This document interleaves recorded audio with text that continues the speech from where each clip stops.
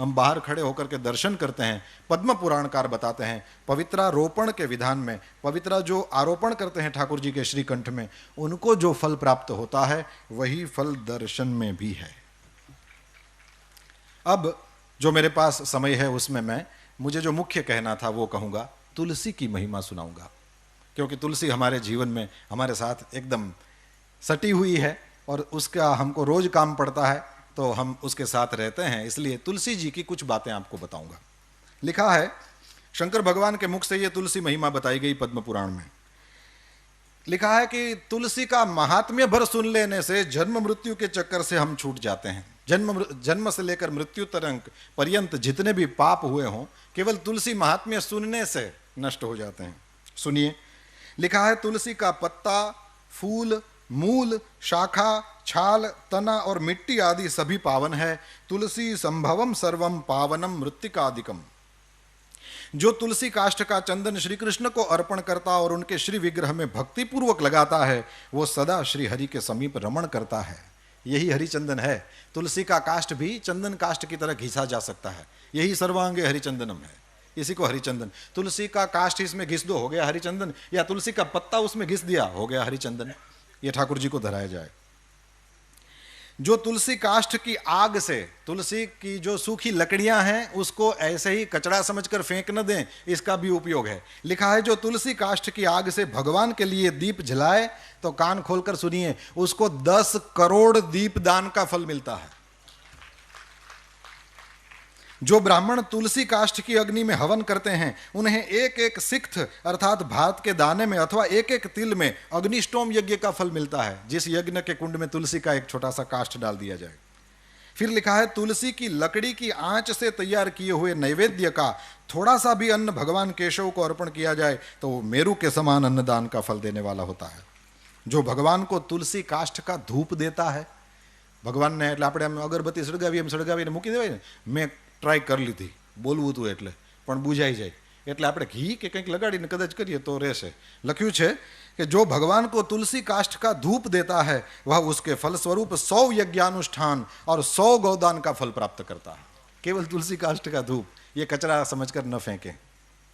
आगे, जो मनुष्य अपने अंग में तुलसी की कीचड़ लगाकर श्री विष्णु का पूजन करता है उसे एक ही दिन में 100 दिनों के पूजन का फल प्राप्त होता है।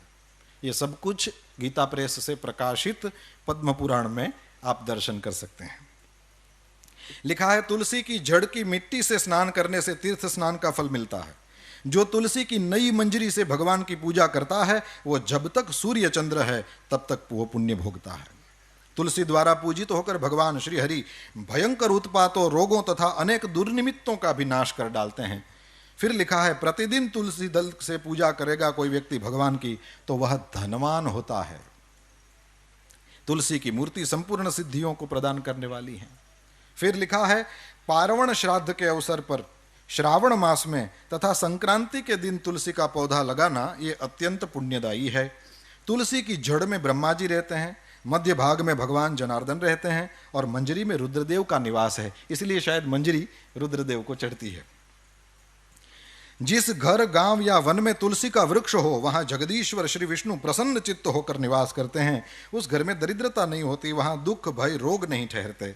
जहां तुलसी की सुगंध लेकर हवा चलती है वहां की 10 दिशाएं और 4 प्रकार के जीव पवित्र हो जाते हैं।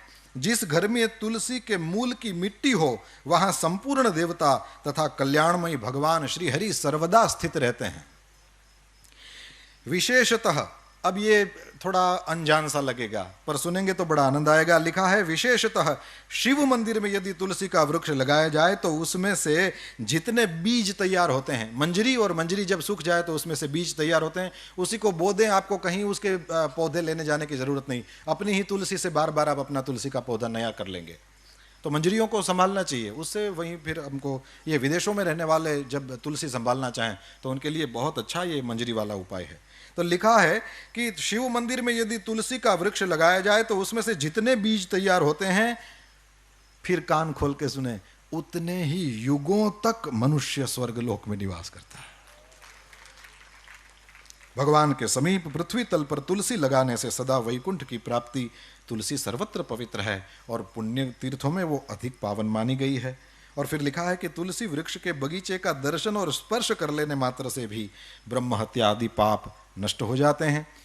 जिनका मृत शरीर, अब थोड़ी और्ध्वदेहिक बातें भी कर लें और फिर मैं पूरा करूंगा। लिखा है जिनका मृत शरीर तुलसी काष्ठ की आग से जलाया जाता है वे विष्णु लोक में जाते हैं। ये जब से मैंने पढ़ा है, मैं जहां भी पहुंचता हूं, किसी की अर्थी वगैरह को देखता हूं, अपने घर से तुलसी काष्ठ ले जाता हूं या वहां कहीं खोज करके उसमें डाल देता हूं। इसमें सबसे पहली मेरी दादी माँ थी। मैंने जब पढ़ा तो उसके बाद सबसे पहली जो भगवान के धाम में गई वो मेरी दादी थी, और मैंने उसी इस वचन को याद करके तुलसी काष्ठ कर दिया। मैंने कहा वह तो वैसे ही जाएगी, हवेली में जिंदगी भर ठाकुर जी की सेवा करने वाली क्यों वैकुंठ में नहीं जाएगी, वो तो यहाँ थी तब भी वैकुंठ में थी। तो ये करने जैसा है, ये हम कर सकते हैं, इसलिए मैं कह रहा हूं जिनका मृत शरीर तुलसी काष्ठ की आग से जलाया जाता है वे विष्णु लोक में जाते हैं। मृत व्यक्ति यदि व्यभिचार आदि किसी भी पाप से ग्रस्त हो, तुलसी काष्ठ की अग्नि से देह का संस्कार होगा तो वो शुद्ध हो जाएगा। लिखा है जिसकी मृत्यु के समय श्री हरि का कीर्तन स्मरण और तुलसी की लकड़ी से जिस शरीर का दाह किया जाए उसका पुनर्जन्म नहीं होता। आपको लगेगा कि इतने सारे तुलसी काष्ठ कहां से लाएं, क्योंकि मनुष्य शरीर के लिए तो ज्यादा चाहिए। तो यहां लिख दिया है यदि दाह संस्कार के समय अन्य लकड़ियों के भीतर एक भी तुलसी काष्ठ हो तो करोड़ों पापों से युक्त होने पर भी मनुष्य की मुक्ति हो जाती है। तुलसी काष्ठ से मिश्रित होने पर सभी काष्ठ पवित्र हो जाते हैं। वैसे श्मशान में यदि कभी जाना हो तो लिखा है कि श्मशान का वो जो मृतक अग्नि है, चिता जब जलाई जाए तो मृतक जो अग्नि है उसमें से जो धुआं उठता है, वो धुआं यदि स्पर्श कर जाए तो लिखा है कि जन्म भर किया हुआ पुण्य खत्म हो जाता है। अब यहां और कुछ लिखा है, यदि तुलसी का स्पर्श करा दिया जाए तो क्या होगा। लिखा है जिस अग्निशाला या श्मशान में घी के साथ तुलसी काष्ठ की अग्नि प्रज्वलित होती है वहां जाने से मनुष्यों का पातक भस्म हो जाता है। उसमें पुण्य भस्म हो जाने की बात है, यहां पाप भस्म हो जाने की बात आई। तुलसी काष्ठ की अग्नि से मृत मनुष्य का दाह होता देख क्या होता है, बोले विष्णुदूत ही आकर उसको वैकुंठ में ले जाते हैं। वो करोड़ों जन्मों के पापों से मुक्त होकर भगवान विष्णु को प्राप्त करता है। जो मनुष्य तुलसी काष्ठ की अग्नि में जलाए जाते हैं उन्हें विमान पर बैठकर वैकुंठ में जाते देखकर देवता उनके ऊपर पुष्पांजलि चढ़ाते हैं। ऐसे जीव को देखकर भगवान विष्णु और शिव संतुष्ट होते हैं, और लिखा है श्री जनार्दन सामने जाकर हाथ पकड़कर अपने अक्षरधाम में ले जाते हैं। और फिर पिंडदान की बात, पिंडदान में ये लिखा है कि तुलसी दल को मिलाकर पिंडदान करने से 100 वर्ष तक पितर तृप्त रहते हैं। ये तो किया ही जाता है। तुलसी वन की छाया में पितरों को तर्पण करना चाहिए। वहां किया हुआ पिंडदान लिखा है पितरों के लिए अक्षय होता है। और 260वां अध्याय, इसमें समुद्र मंथन की कथा है, और समुद्र मंथन की कथा में नई बात लिखा है महालक्ष्मी जी प्रकट हुई, फिर चंद्रमा प्रकट हुए, और पद्म पुराण का वचन है कि चंद्रमा प्रकट हुए जो हम सबके मामा हैं। पद्म पुराण में लिखा है कि चंद्रमा हम सबके मामा हैं। ये केवल हमारी दादियों से सुना हुआ नहीं है, पुराण भी इसके साक्षी देता है कि चंद्रमा सबके मामा हैं। अब मैया है महालक्ष्मी जी, श्री जी, और मामा हो गए ना। और फिर लिखा है कि इनके बाद समुद्र मंथन से भगवान श्री हरि की पत्नी तुलसी जी प्रकट हुई, जो परम पवित्र है और संपूर्ण विश्व को पावन बनाने वाली है। जगन माता तुलसी का प्रादुर्भाव श्री हरि की पूजा के लिए ही हुआ है। और सच में कभी भी श्री हरि का दर्शन करिए, मंगला के बाद जब ऋषि कुमार ठाकुर जी को सजा देते हैं पुष्पों की मालाओं से, तो उनके चरणों का फिर दर्शन नहीं होता। वो इसलिए नहीं कि नहीं कराना चाहते, लेकिन इसलिए कि उसमें तुलसी से वो दोनों चरण अच्छा देते रहते हैं। अंत में श्री राजेंद्र दास जी महाराज के द्वारा सुनी हुई एक बात कह करके पूरा करूंगा। उन्होंने कहा कि तुलसी जी क्यों इतनी ज़्यादा चढ़ाई जाती हैं। बोले इसलिए चढ़ाई जाती हैं कि तुलसी की जो मंजरी होती है, उस मंजरी में सफ़ेद छोटे छोटे फूल होते हैं, उसमें से कोई सुगंध आती है। मैंने तो कोशिश करी, लेकिन मेरी इस प्राकृत नासिका को उसमें से कोई गंध नहीं मैं प्राप्त कर सका। उतना पता नहीं मेरा पुण्य नहीं होगा, पर उसमें से जो सुगंध आती है, महाराज जी ने कहा, श्री राजेंद्र दास जी महाराज ने कहा कि वही सुगंध श्री राधा जी, श्री श्री जी के शरीर से आती है, और इसीलिए ठाकुर जी को तुलसी जी ज़्यादा पसंद है। हम सब ऋषि कुमारों को यहाँ पुराण प्रवचन के लिए अवसर दिया गया। इसके लिए अवसर के प्रदाता करुणा निधान पूज्य भाई श्री के चरणों में हम सब ऋषि कुमारों की ओर से बार बार दंडवत प्रणाम करता हूँ। आप सब ने बड़े प्रेम से सुना, इसलिए हम सब ऋषि कुमार आपके आभारी हैं। कृतज्ञता पूर्वक पुनः पुनः पूज्य भाई श्री के चरणों में प्रणाम, पूज्य स्वामी जी श्री माधवप्रिय स्वामी जी के चरणों में प्रणाम,